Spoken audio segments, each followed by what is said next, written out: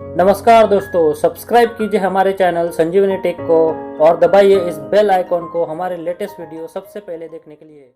नमस्कार दोस्तों, बहुत बहुत स्वागत है आज के इस वीडियो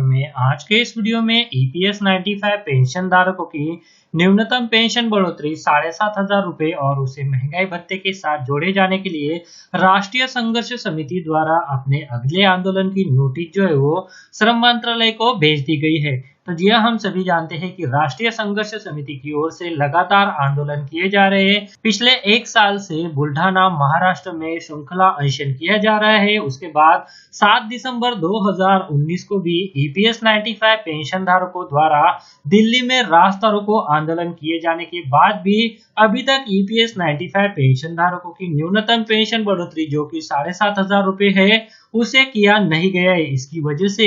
ईपीएस 95 राष्ट्रीय संघर्ष समिति द्वारा अपने अगले आंदोलन की अधिसूचना यानी नोटिस जो है वो श्रम मंत्रालय को भेज दी गई है। तो उसी के संदर्भ में जो अपडेट है तो उसके बारे में आज मैं आपको इस वीडियो के माध्यम से जानकारी देने वाला हूं। तो आप इस वीडियो के साथ अंत तक बने रहिए ताकि ये जो इम्पोर्टेंट अपडेट ईपीएस 95 पेंशन धारकों से रिलेटेड है तो इसके बारे में आप सभी पेंशन धारकों को पता चल सके। और ईपीएफओ और ईपीएस 95 पेंशन धारकों से जुड़े हुए अपडेट जानने के लिए अगर आपने इस चैनल को अभी तक सब्सक्राइब नहीं किया है तो वीडियो के नीचे जो रेड कलर का बटन है उसे प्रेस करके आप चैनल को सब्सक्राइब करके रख लीजिए और उसके बाद जो बेल का बटन आएगा उसे भी आप प्रेस कर दीजिए ताकि भविष्य में जो भी अपडेट आए तो उसका नोटिफिकेशन आपको सही समय पे मिल सके।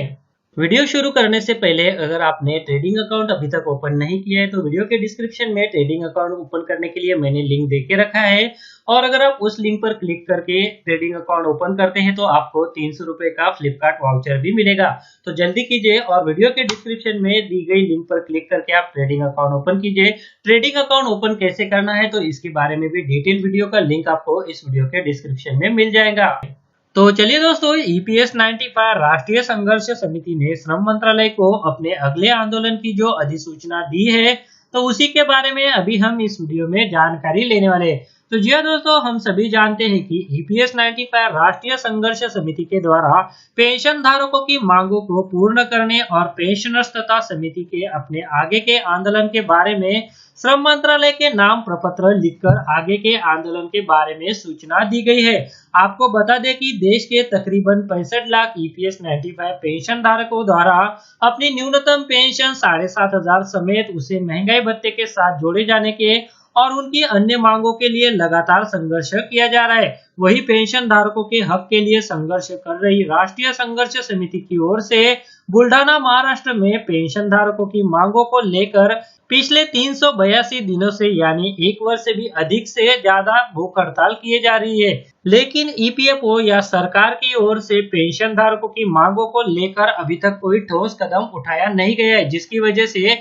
ईपीएस 95 राष्ट्रीय संघर्ष समिति के द्वारा श्रम मंत्रालय और central board of trustee EPFO के नाम एक प्रपत्र लिखा गया है जिसमें ईपीएस 1995 पेंशनर्स की डिमांड के साथ साथ आगामी आंदोलन के बारे में भी जिक्र किया गया है। ईपीएस 1995 राष्ट्रीय संघर्ष समिति के द्वारा पेंशन धारकों की मांगों को लेकर 7 दिसंबर 2019 को दिल्ली के रामलीला मैदान में जोरदार प्रदर्शन किया गया था और समिति की ओर से कहा गया था कि यदि पेंशनर्स की मांगे 25 जनवरी 2020 तक पूर्ण नहीं किए जाती है तो आगामी 26 जनवरी 2020 से पूरे देश में एक व्यापक आंदोलन किया जाएगा। ईपीएस 1995 राष्ट्रीय संघर्ष समिति के द्वारा आगामी 26 जनवरी से पहले और बाद में पूरे देश में एक व्यापक आंदोलन करने की घोषणा की गई है, जिसकी रूपरेखा भी तैयार कर ली गई है जो कि निम्न प्रकार है। तो जी ईपीएस 95 पेंशन धारकों की मांगे अगर 25 जनवरी 2020 तक पूरी नहीं किए जाती तो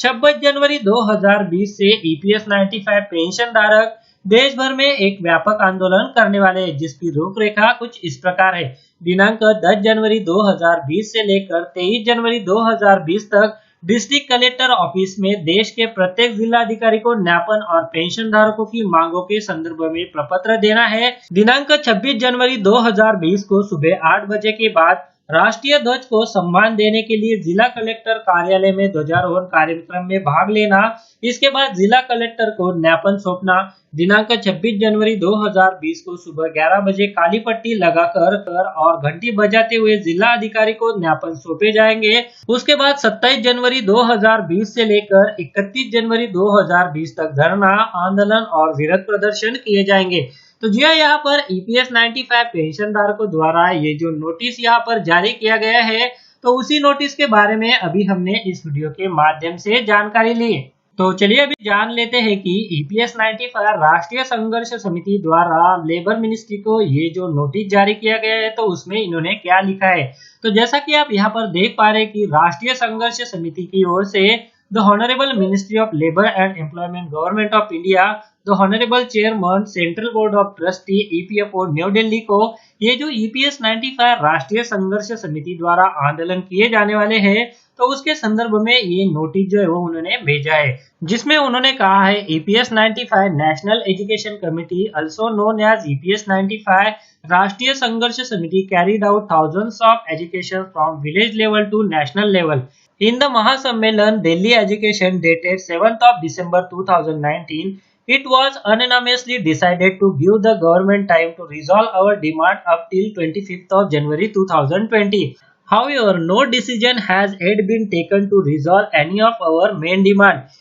It is therefore requested to resolve our following demand by 25th of January 2020. Otherwise, we would have no option but to intensify our education throughout the country from 26th of January 2020. तो जी हाँ दोस्तों, यहाँ पर बुल्ढाना में जो पिछले 382 दिनों से जो चेन हंगर स्ट्राइक किया जा रहा है, तो उसका भी जिक्र इस नोटिस में किया गया है। उसके बाद ईपीएस 95 पेंशन धारकों की जो मुख्य मांग है, उनकी न्यूनतम पेंशन 7,500 रुपए और उसे महंगाई भत्ते के साथ जोड़ा जाए। उसके बाद ईपीएफओ की जो इंटरिम एडवाइजरी, जिसे 31 मई 2017 को जारी किया गया था, उसे वापस लेकर माननीय सुप्रीम कोर्ट के आदेश को लागू किए जाए और हायर पेंशन का भुगतान किए जाए। ईपीएस 95 पेंशन धारकों को और उनकी पत्नियों को या फिर पतियों को फ्री में मेडिकल सुविधाएं दिए जाए। उसके बाद ऐसे कर्मचारी जो ईपीएस 95 पेंशन स्कीम में कवर नहीं है, तो उन्हें भी ईपीएस 95 पेंशन स्कीम में कवर करके पेंशन का भुगतान किए जाए या फिर मासिक पेंशन 5,000 रुपए दिए जाए।